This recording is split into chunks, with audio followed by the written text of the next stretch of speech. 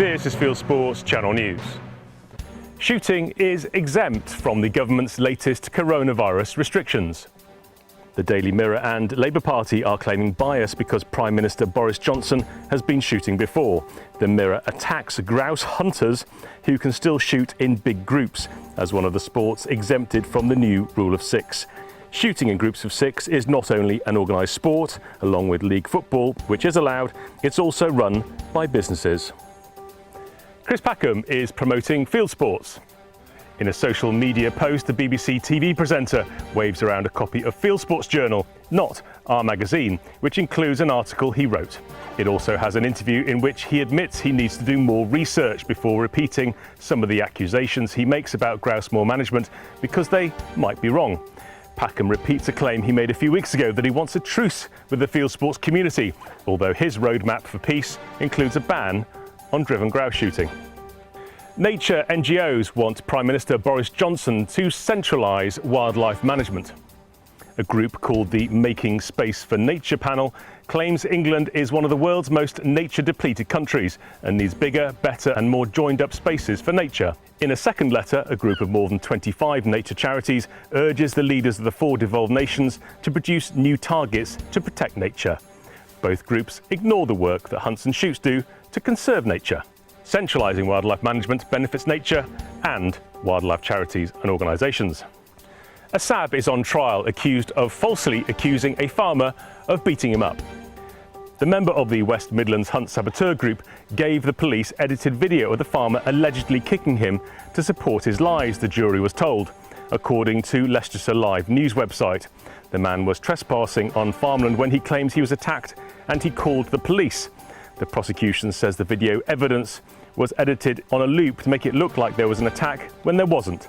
The 35-year-old defendant denies he perverted the course of justice by making a false complaint of assault and providing Leicestershire Police with videos he knew had been altered.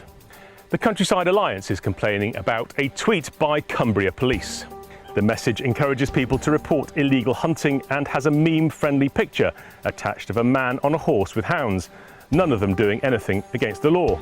Trail hunting is not a crime and the Alliance says people should not waste police time by reporting it. It also points out that nobody who hunts with a registered pack of hounds has been convicted of a Hunting Act offence in Cumbria since the law came into force in 2005.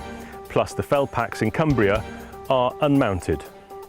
Gamekeepers want the Scottish Government to acknowledge that muir burn prevents wildfires.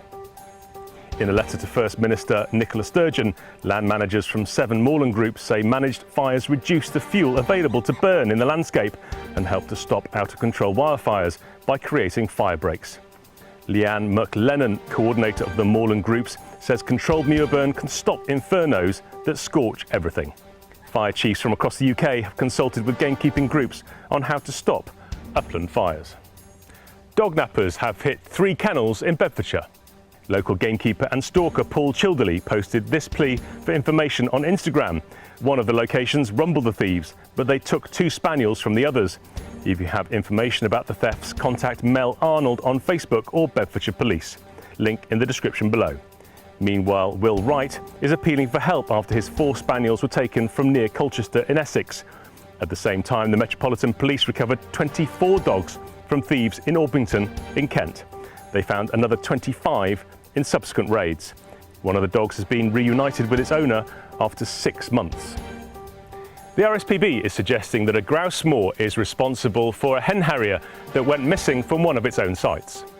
The RSPB blog acknowledges that 2020 is a bumper year for hen harrier fledglings and repeats the charity's standard line that the birds die on grouse moors, regurgitating last year's data to try and prove it.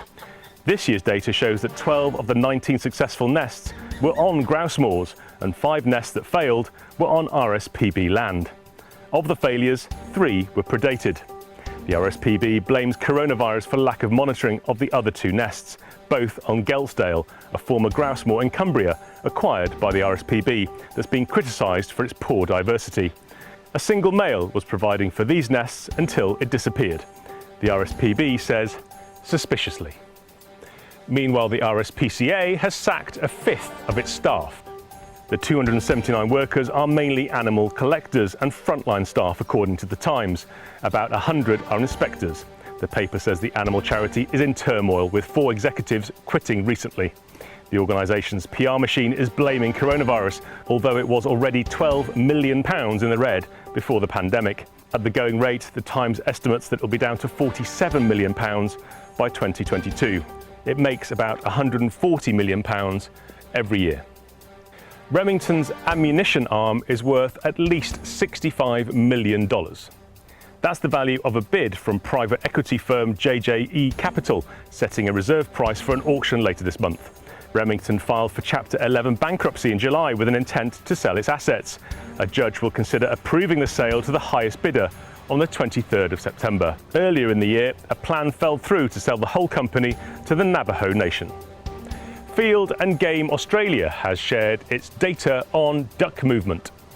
Researchers captured, banded and released ducks in the Conwar wetlands in Victoria State.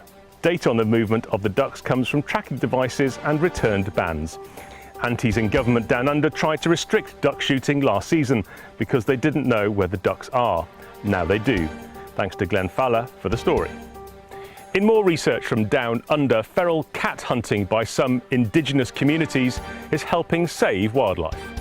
For 5 years, cats captured on the Kiwakura Indigenous Protected Area in Western Australia state were recorded and compared with the frequency of occurrence of cat tracks in a hunting zone and more remote unmanaged areas.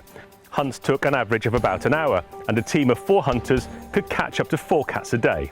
Long-term data suggests threatened species have thrived in areas where there's hunting. And finally, a video doing the rounds on the internet shows a groom who's shell-shocked. A clip from Spain shows the bride and groom trying to leave their wedding reception, foiled by his friends. You are now up to date with Fieldsports Channel News. Stalking the stories, fishing for facts.